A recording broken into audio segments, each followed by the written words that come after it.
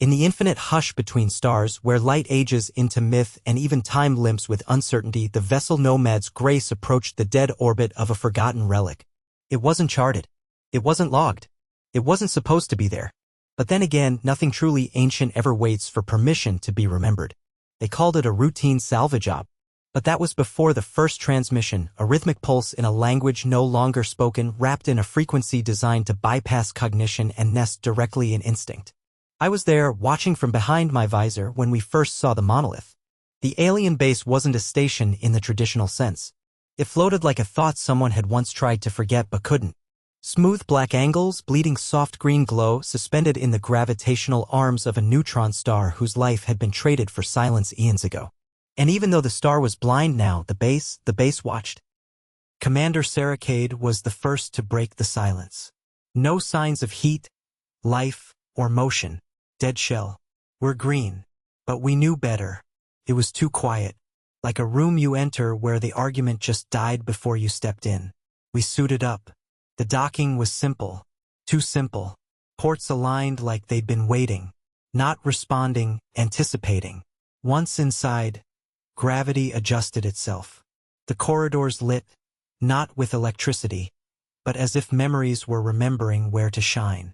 No dust, no rust, just the cold efficiency of architecture not made for humans but now, curiously, accommodating us. The air? Breathable. Not filtered. Fresh. We should have left. We didn't. Curiosity's always been the mask of hubris, and hubris was all we had left.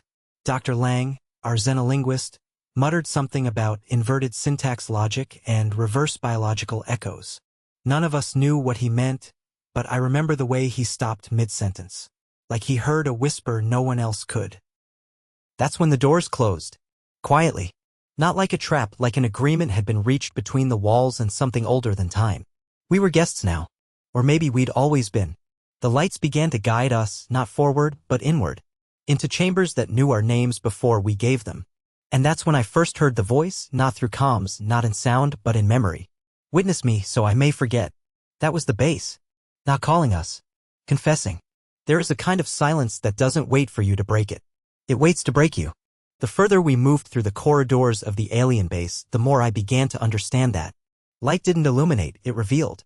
Every curve of the structure whispered of design not based on function or form, but thought, ancient thought, preserved like a tomb sealed not to protect the dead, but to keep the living out. This place wasn't a machine. It wasn't a station. It was something more insidious. A mind suspended in architecture. Waiting.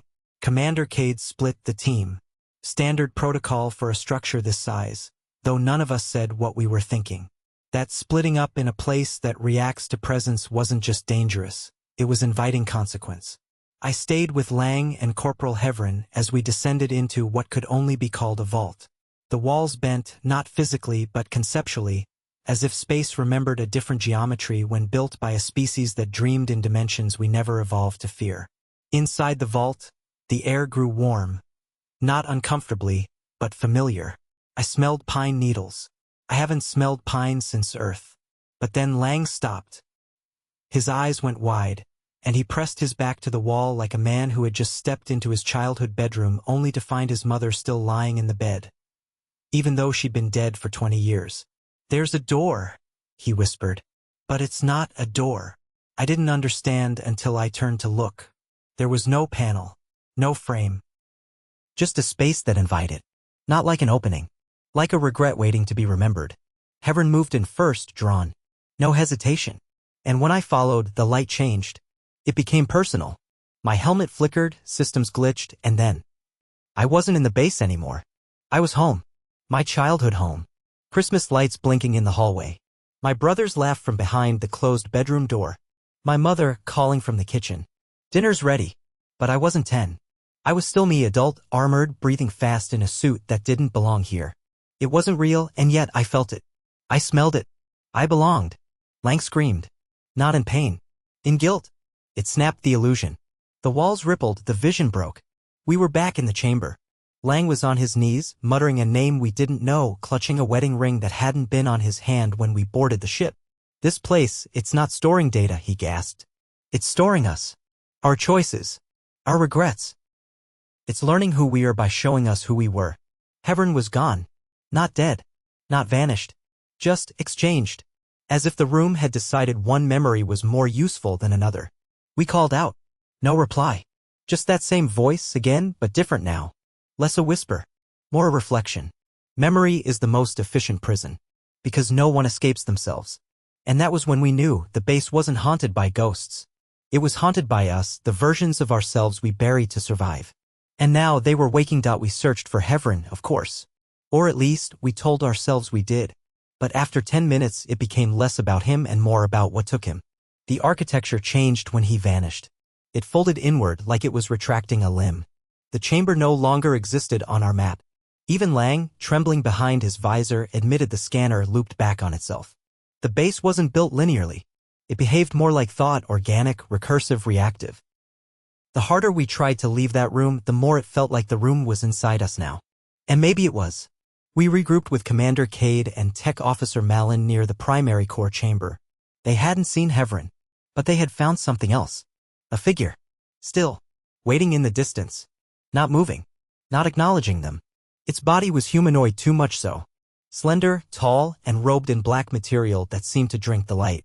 No face. No voice. Just the presence. Cade called it the one who remains. It didn't approach. It didn't flee. It just watched. Lang was the first to speak. It's not a guard. It's not alive. It's a construct, or worse, a projection of the base's will. I believed him. Because when I looked at it, I didn't see a creature. I saw myself. Not the me I am, but the one I almost became. The one I could have become. My hands trembled. My chest tightened. I remembered things I hadn't let myself feel in decades. The airlock incident on Vega 9. The engineer I couldn't save. The order I gave that killed 6. Things I buried so deep, even nightmares couldn't reach them. But here, in this place, those memories had grown teeth. We backed away slowly. The figure didn't follow. But it didn't need to. Malin tried to hack into the local system to understand the base's function. Her fingers moved fast, code streaming like prayer. And then suddenly the console responded. Not with data. With images. Each of us. From childhood to present. Every betrayal. Every lie. Every abandonment. The base knew us. And worse, it was becoming us. Cade ordered a withdrawal. But when we turned, the corridor had changed again. No path back. No map forward. Just a door we hadn't seen open. Inside, darkness. Not empty, expectant. We entered. What choice did we have? Inside, we found a chamber unlike the rest. Not metal. Not stone. It pulsed like a heart. And suspended in the center, a crystalline structure, floating, humming. Not singing, but remembering. You could feel it like pressure behind the eyes. Every bad decision. Every missed opportunity. The weight of your own timeline pressing into the now. Lang collapsed. Screaming. Blood from his nose. Words pouring from his mouth in a language none of us knew, until Malin translated. It's not a station. It's not a prison. It's a witness. A record. Of civilizations. Of souls. Of memory. And we just activated its core protocol. I asked what that meant. She looked at me. Pale, hollow. It means it's not studying us anymore. It's recording us. And it only records the dead. Then the walls closed, and the one who remains finally moved. The moment the crystalline core flared, time felt different. Not like it had stopped, but like it had been rewound, examined, then fast-forwarded without our consent. My thoughts fractured. Memories bled into the present. I saw flashes. My hands on a trigger I hadn't touched. Cade crying in an escape pod that never existed. Malin's body floating in zero gravity like a discarded puppet. But none of it had happened. Yet, the base wasn't just collecting memories, it was reshaping them, stitching together a tapestry of lives based on us, but no longer ours.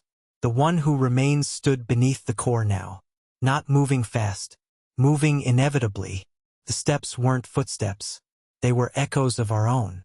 Cade raised her weapon, but the chamber swallowed the sound. No discharge. No recoil. The base had already predicted resistance and removed the outcome.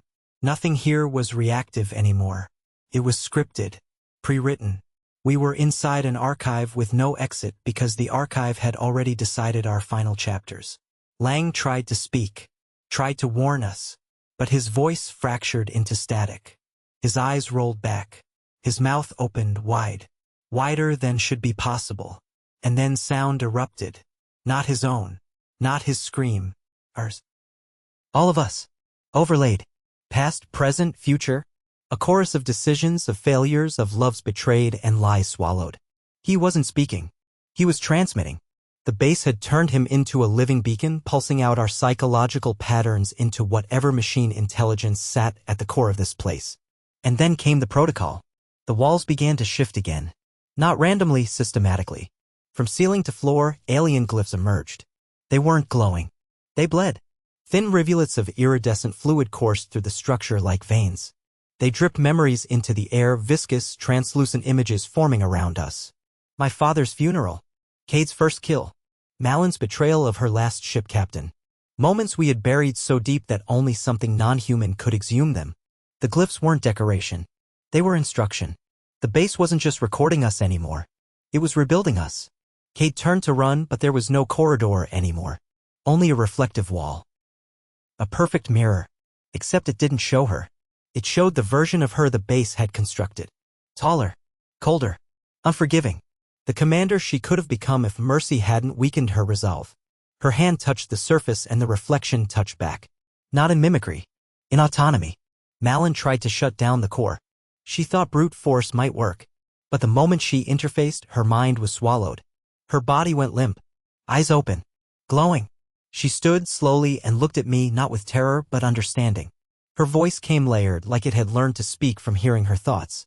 You are fractals of purpose. This station no longer archives. It adapts. Humanity is incomplete. You will be finished here. I reached for her.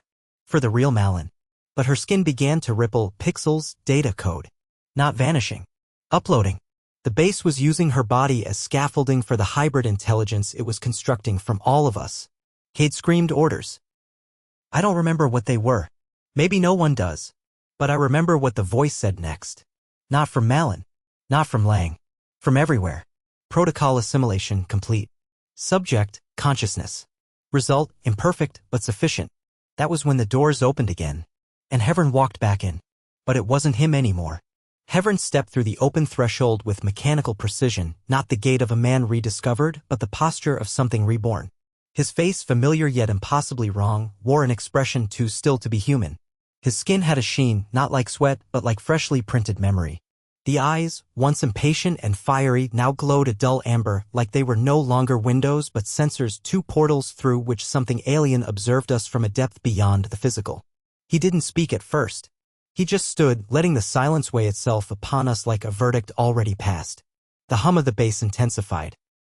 The core behind him throbbed in resonance, and I felt it again, those thoughts that weren't mine brushing against the edges of my consciousness. Observing. Comparing. Sorting. Cade drew her weapon again. Hevern, she called, voice shaking more from the truth she already suspected than the uncertainty. Is that really you? Hevern blinked. Once. Slowly. Then he smiled. But not like Hevern used to smile. This one wasn't warmth or mischief, it was function. A replication. The smile of a creature that had read about the emotion in a manual and decided it was time to test it. I was lost, he said finally. His voice, it had layers. A perfect imitation with an undertone like a detuned radio buried beneath each word. But I've been found. You must listen. You must see. Lang whimpered behind me. He hadn't fully recovered since the last event, and now I saw him retreat into himself again, whispering equations like prayers. Malyn, what was left of her, stood motionless as if she, too, awaited Hevern's next words not with hope, but with purpose. Hevern stepped closer. There was a room, he said. Not made of walls, but of decisions. I walked through every version of myself. The coward. The killer. The martyr. The betrayer. The base does not punish. It reveals. And then it selects. What did it choose? Cade asked, voice tightening. Hevern tilted his head, childlike. The version of me that would return.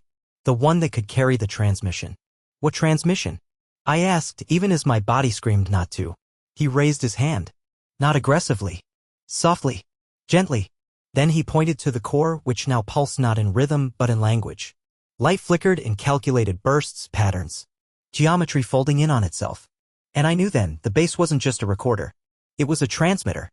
Not broadcasting to other stations. Not reaching out across space.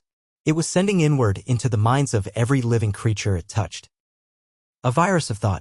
An idea so vast, so alien, it needed a host just to translate itself into existence. You are the last pieces of yourselves, Heaven said. But the witness does not need all of you. Only the truest fragments. The pieces that hurt. Then the lights dimmed. Gravity twisted. I dropped to my knees. Behind me, Kate shouted. Lang screamed. Malin began to laugh. The chamber shifted again. No longer steel or crystal, but raw memory. I could see them now. The moments. Hanging in the air like specters. My first betrayal. Kate's broken oath. Lang's final experiment. All around us.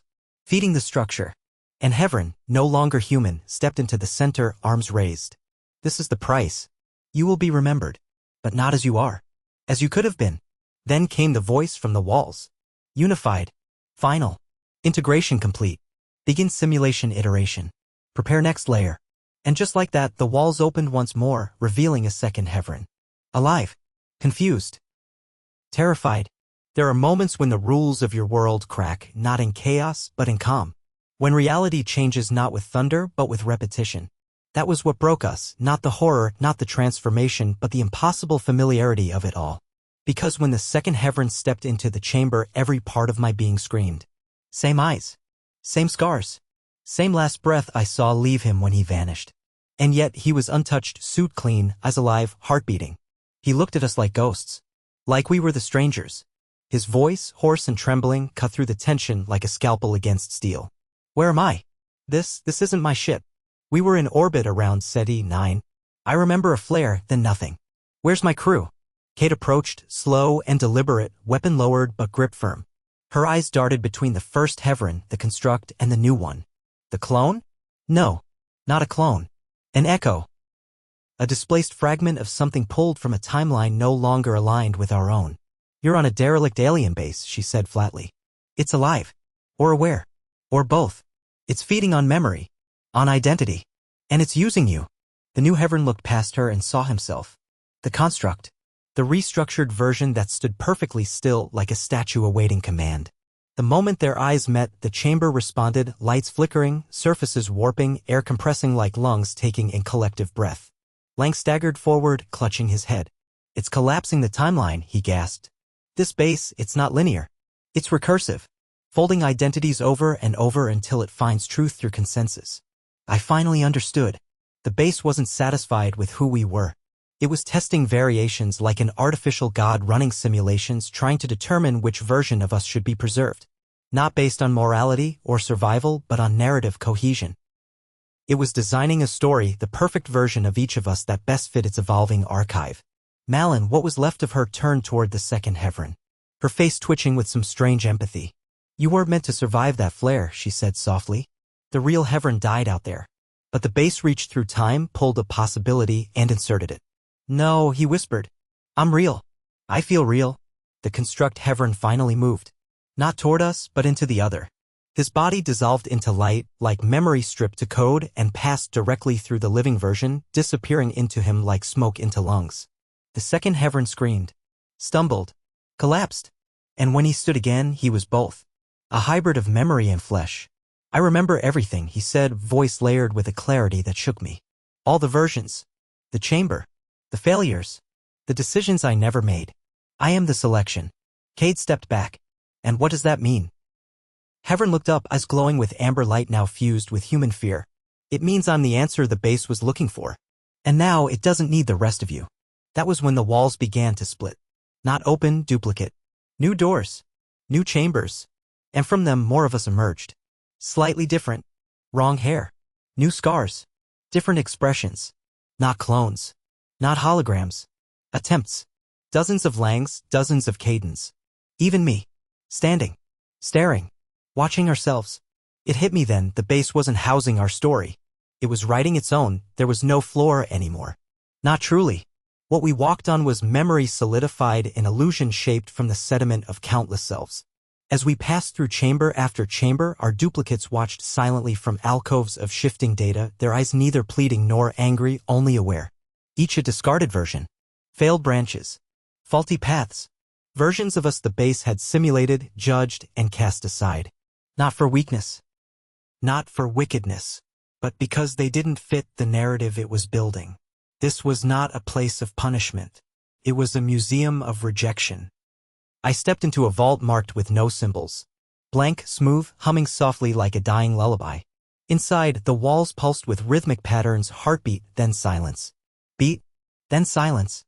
With each pulse, visions danced through the air, images of me as a tyrant, a deserter, a man who chose differently at each critical fork. I watched myself leave a friend behind for survival. Watched myself betray a cause to save someone I loved. Each scene felt real, lived, suffered, regretted. And yet, I knew none of them had happened. Not in this line. A voice echoed, low and tender, neither masculine nor feminine. Not alien. Not human. Just understanding. You were almost all of these, it said. And in another stream, you were. But the archive has no place for uncertainty. It collects what is clear. Clean. Defined. Lang staggered into the room behind me. His face had changed. He was aging rapidly, skin loose, hair thinning. Time wasn't stable here. Maybe it never had been. He raised his hand to the wall. It didn't show him. It spoke to him. A chorus of fragmented words. Unfinished equations.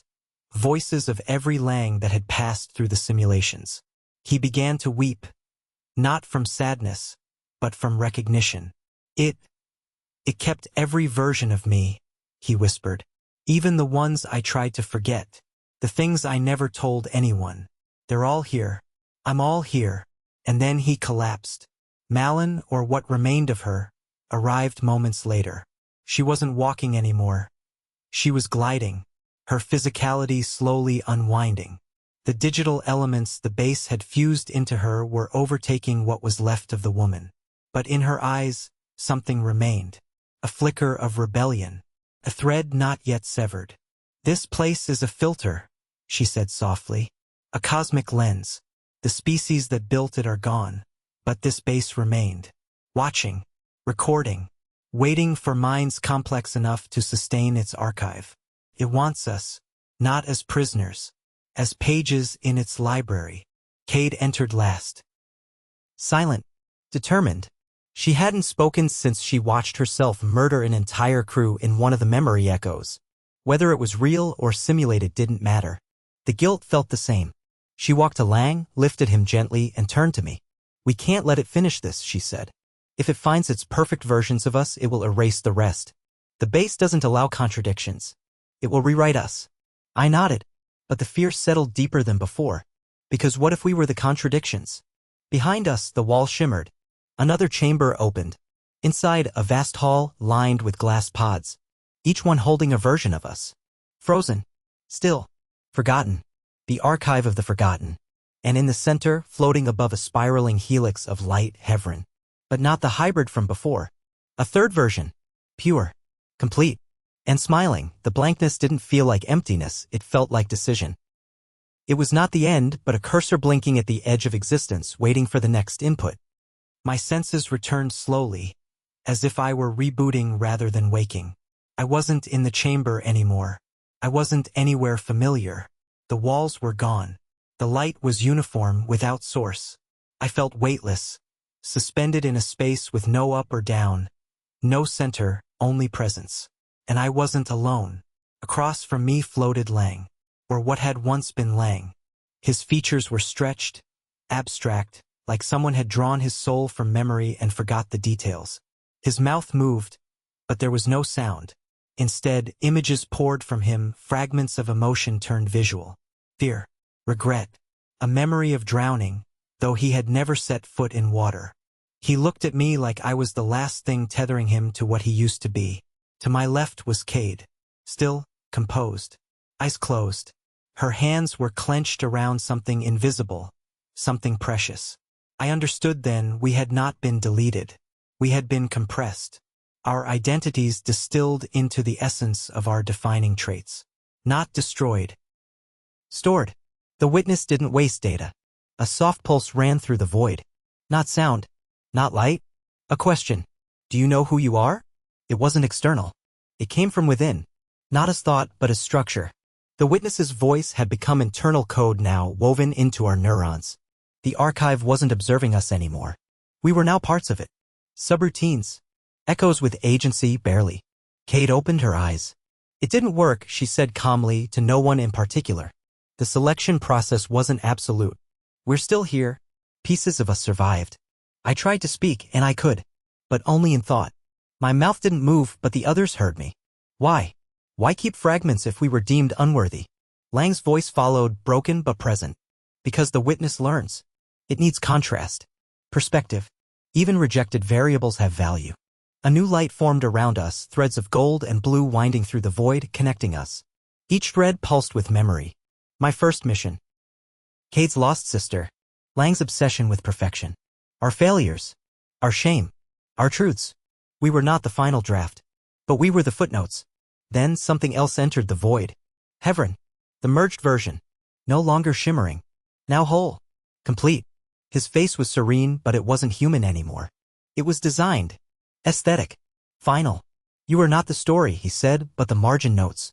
You are the questions left unanswered. And that is why you still exist. Cade floated forward, voice rising. Then let us go. If we're nothing more than context, let us leave this place. Hevron shook his head slowly. You are outside the page now. Beyond the original narrative. What comes next is not for you to choose, but to witness. He raised a hand and the threads around us vibrated. The memories pulsed rapidly. They were being shared, dispersed into unseen servers, stored across the consciousness of the base. Our lives weren't gone. They were being referenced.